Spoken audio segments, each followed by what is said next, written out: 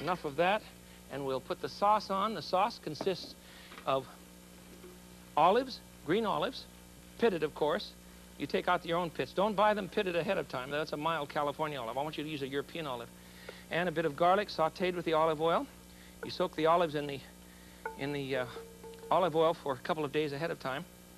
On goes the sauce with a little bit of cream, and now we need some pepper. Where's my pepper shaker? Here's one. And oh, what would you put on it? How about some grated Romano or Parmesan, huh? We'll toss that and put it out for our buffet.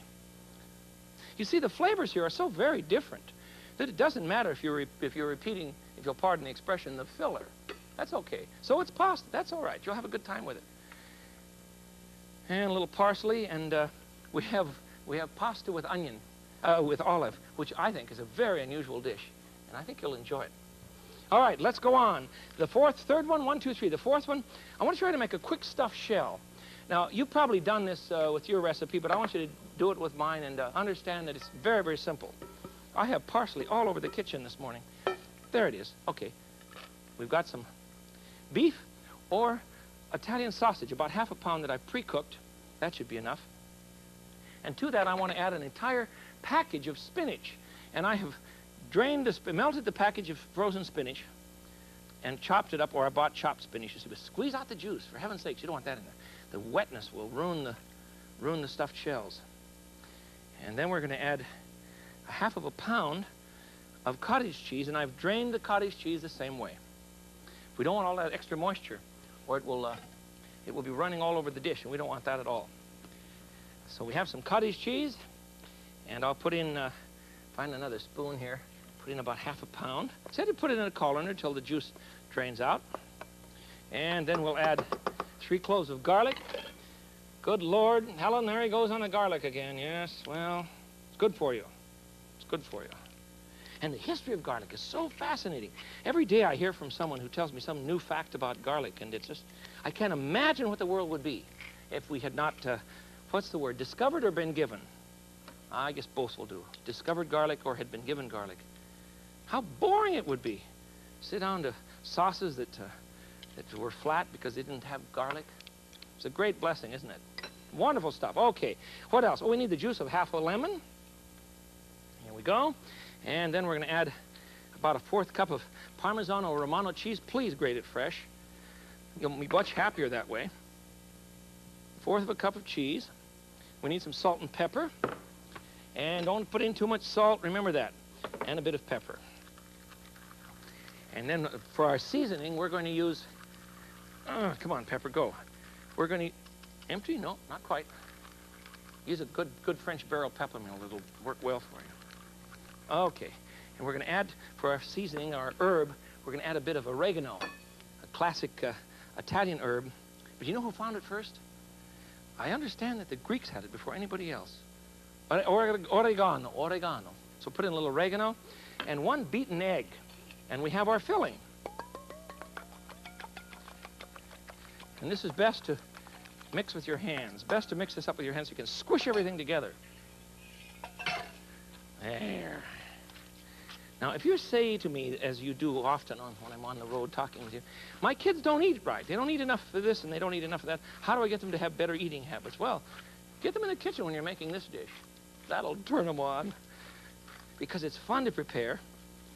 Boy, that's all over the place. Now, excuse me, I'm going to rinse my hands off, but it's fun to prepare this kind of thing. And if the kids do it, if they've had their, ready for the bad line? Okay.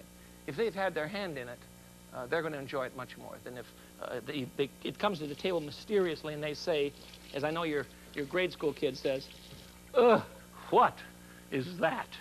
Well, you tell him because he'll feel better, and besides, he'll have helped on it.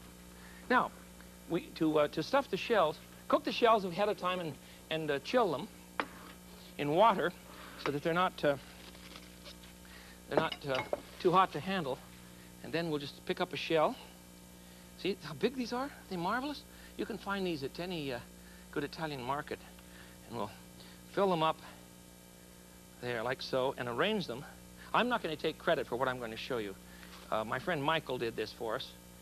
And in answer to another question you keep asking, no, it's not possible for me to cook all of this stuff when when you consider we have so many things at different stages for you. So I have friends that come and help. Now, after stuffing the shells with the mixture I've just given you, Michael put some pasta sauce on it. Good spaghetti sauce. You know, you can have any kind of... Don't dump it all over the place. And I'm not going to take time to fill this whole thing up, but of course you should. You make a whole pan. Don't dump it on. Just put a little bit on the top. Dabble it on, you see? And then you put some Parmesan cheese on the top. And on top of that, you can use either mozzarella or Swiss. But Swiss has a much nicer flavor. So we've used the Swiss. And on top of that, we want to put a bit of oregano, not just for color, not just for interest's sake, but because cheese and oregano, why, they just belong together, don't they? Wonderful flavor. All right, this goes into a 350-degree oven for about, how long, Michael? Half an hour? Half an hour? Okay, we'll see what happens. His is in here. Oh, I'll put this in and cook it anyhow. Someone will want to eat that. And the cheese will cook down. You want to brown it a bit, you see? It's beautiful. It's just beautiful. Let me get a... Ah, there it is. Somebody put it on. All right. Don't want to burn up our counter. Isn't that gorgeous? The shells are stuffed, you see, and the sauce will encircle the shell, but it won't seep into the filling. So you have a very delicious, and I think very creative dish. You can pick up your own filling, varied any way you want. Italian sausage is great, and if you use hamburger, be sure and add a bit of fennel to your hamburger and a little bit of garlic, and then you'll have the taste of Italian sausage. That's the secret of Italian sausage. Fennel. The Greeks call it funicule, I think. I'm pretty close. Otherwise, I know I'm going to hear about it. That's fine with me. All right. Finally, I want to make a bagna cotta for you. And a bagna cotta is a... well, we did it some time ago. Do you remember a bagna cotta is a blend of olive oil, anchovies, and butter. And, of course, tons and tons of garlic. So what we want to do is to melt a cube of butter. This is for entertaining, so don't be all put out that I'm eating so much butter. I'm going to have to move this. The burner wasn't working right. We'll melt the butter down, and to that butter, we're going to add a bit of olive oil, about a half a cup, to our cube of butter. I shouldn't say cube. Some of you have written me letters and say, what's a cube? What's a cube? On the West Coast, we call a stick of butter a cube. So now you understand, all right? There's the olive oil and the butter. Now to that, we're going to add about 3 to 5 cloves of garlic. And I'm going to chop this garlic. So I want you to watch closely. It's easy to do, providing you have a clean board to work on, for heaven's sakes. Look at all the green tracks are from the spinach. There we are. Use the back of your knife, please, when you're scraping your board. Don't use the sharp part. You're going to dull your knife. All right. And we're simply going to dice up our garlic like so. You notice that do I have to tell you again? Keep your fingers bent under you. Stick them out and you're going to lose them. Nice sharp knife. And just keep chopping away. We'll dice that up. Doesn't have to be too small. And now we'll go into the hot oil and melted butter. All right. Now use the back of the knife again as a scraping device. Please don't use the sharp part or you'll lose out on the whole works. All right, into the pot it goes. Garlic, garlic, garlic. You say, isn't that an awful lot of garlic for 1 stick of butter and 1/2 cup of olive oil? I don't think it's too much. Now, I need 6 anchovies, flat anchovy fillets. You notice I've taken these out of the can. These are from Spain, I think. You don't want Scandinavian. Those are too sweet. You want anchovies from Spain, Portugal, or Italy. I'm going to use about a half a dozen, and I've soaked the oil. I've taken the oil off of them by letting them sit on a towel, a paper towel. I'm going to mash these up a bit, or chop them very fine, and they will go into the butter and oil and garlic, and you've pretty much got a bagna cotta. It means a hot bath. And in Italy, what you do is to celebrate your friends by sitting around a bowl full of this hot bath. Again, it's just a cheap excuse for eating olive oil, butter, and garlic with an anchovy center, and you dip vegetables into it. So it occurred to me, and you eat the vegetables, you know, lettuce leaves, onions, anything you want. It occurred to me you should make a great pasta dressing, and it's just murder. I mean that affectionately, all right? It's a very good dish. But this is not the kind of thing that you serve people you don't know. This is the kind of thing you serve people that you do know. Sometimes we have to entertain people we don't know at all. I dislike that. On the other hand, let's face it, when we set up a dinner party, we're setting up an evil image of the world, you know, the Old Testament and the New. expects us to entertain everybody. And that gets to be hard sometimes.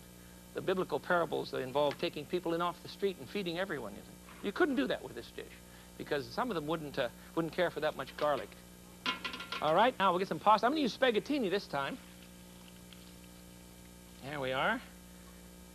And the spaghettini goes into the hot water to be refreshed or brought up to snuff.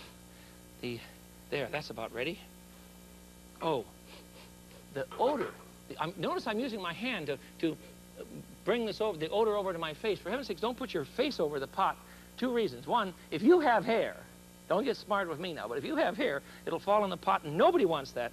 And 2, you'll burn yourself. So don't do that, okay? Now, we'll toss our last one and put it in a bowl here. I'm going to toss the pasta. Here we go. Toss the pasta and then put it in a different shaped dish so that each thing kind of looks a little bit unusual as we go along. And of course, we'll need some cheese on that. There, is that too hot to handle? Yes, it is. There we go. Put our bagna cotta sauce on the pasta. The wonderful flavor of anchovy. And then we're going to add 1 whipped raw egg and some cheese. You won't need any salt because the anchovy is very strong. Let's whip up an egg now and we'll be ready to go. Where did I put my egg whipping bowl? Here we are. I know that some of you have caught me fooling around in my kitchen and you realize, my Lord, he doesn't wash everything in between time. No, when I'm cooking, you know, I try and cook 1 day at a time viciously. And then I want to have a good time and not have to keep washing everything, so I just keep using the thing until I'm done with the whole kitchen, and then have a good time. Finally, we're going to put some cheese on this, and a bit of pepper, perhaps, if you like, a little parsley garnish, and you have a wonderful dish. Okay, there you have them. We've prepared 4 of them for you today. Well, excuse me, I have 5. I have 5 for a pasta buffet. You need a glass of red wine, a good green salad, and you're on your way to a fine time. Quiet, Jeffrey. There, the glass of wine is important because you need the variety of good support, and this will do it. So, a tortellini salad with peas, easy to make. Make it with belly buttons. And then we have fried ravioli, a lovely sauce of Roquefort cheese dressing, and the olive salad that you must try from a Chicago cabbie. And then Michael's baked, stuffed shells, and finally, pasta with anchovy and oil. Enjoy yourself. That's what it means to entertain. This is the Frugal Gourmet. Until I see you again, I bid you peace. Bye-bye.